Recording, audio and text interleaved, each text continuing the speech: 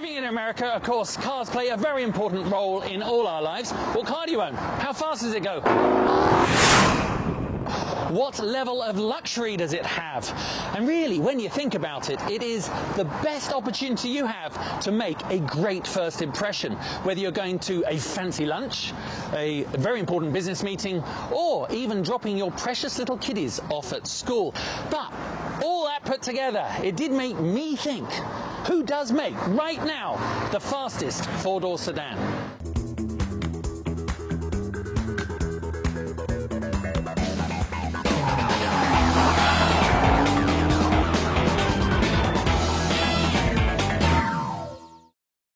One of the most important and popular ways to measure any car's performance is, of course, how fast it gets off the line. Whether you're on the racetrack or at traffic lights. That's the question, right? What does that car do 0 to 60? With that in mind, we thought it was a great way to start our elimination competition. As you can see behind me, we've gathered a very impressive range of the latest rear-wheel drive four-door sedans. Each one of them unique and very desirable in their own ways. Aston Martin, Jaguar, Cadillac, BMW, Dodge, and of course Mercedes, with a combined value of over $800,000. Now this is how it's going to work. When the dust settles on the 0 to 60, two of the cars behind me will be loaded back onto the truck and have to leave the racetrack. Ladies and gentlemen, it's time to start racing.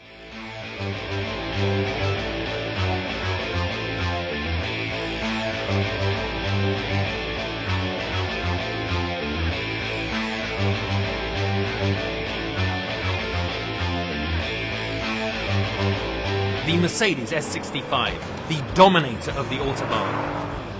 The Dodge Charger Hellcat. When it comes to pure guttural performance, the Hellcat could shake the establishment. The Cadillac CTS-V. It used to be the fastest production sedan around the Nürburgring, but how will it measure up today?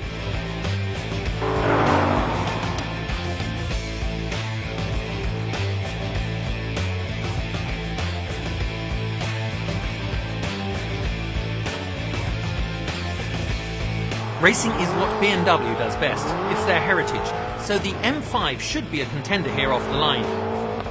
The exclusive Aston Martin Rapide. Nothing screams sophisticated power like this British gentleman's getaway car. The Jag. It might look sedate and stately, but it sounds and handles incredibly.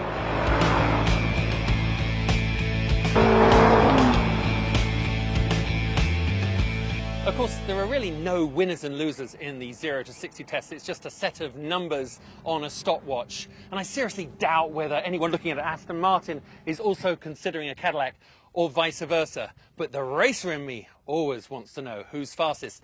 Okay, on to our next challenge. Now, the quarter mile was the unofficial benchmark of illegal street racing in Los Angeles throughout the decades. It was also the exact distance between the traffic lights.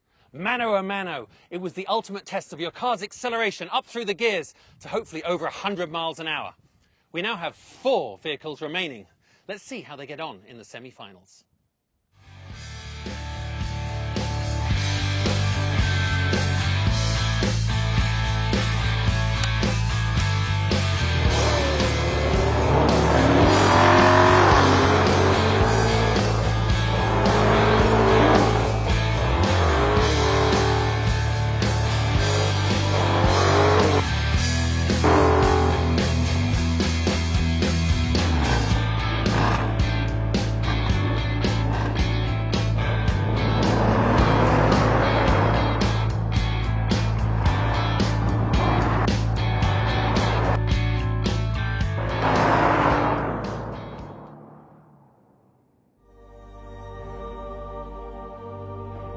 Well guys, this is it, the final. Only 2 cars made it this far, the Jaguar XJR Supercharged and the Dodge Charger Hellcat.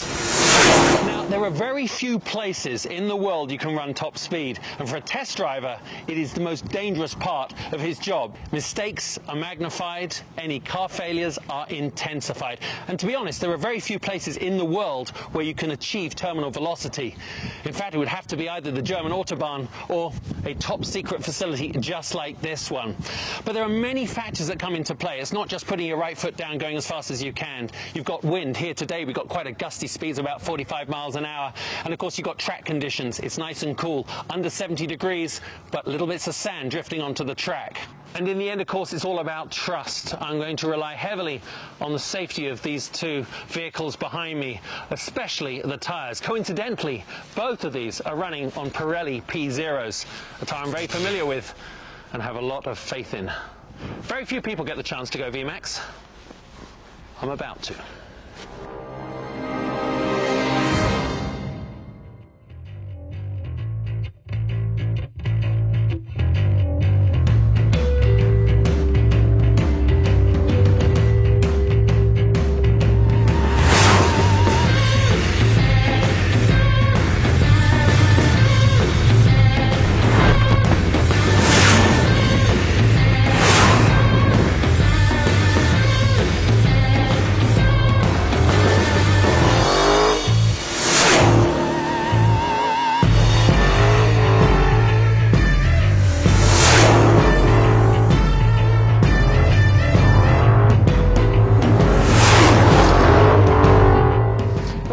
Exciting series of pure performance-based eliminations those were, but of course in the end there can be only one winner.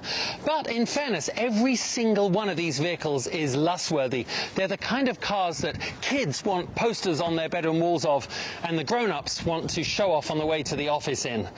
But when one of them has 707 horsepower, it is a bit like bringing a very large gun to a knife fight. So, this time the winner of the fastest, most powerful production sedan in the world is the Dodge Charger Hellcat.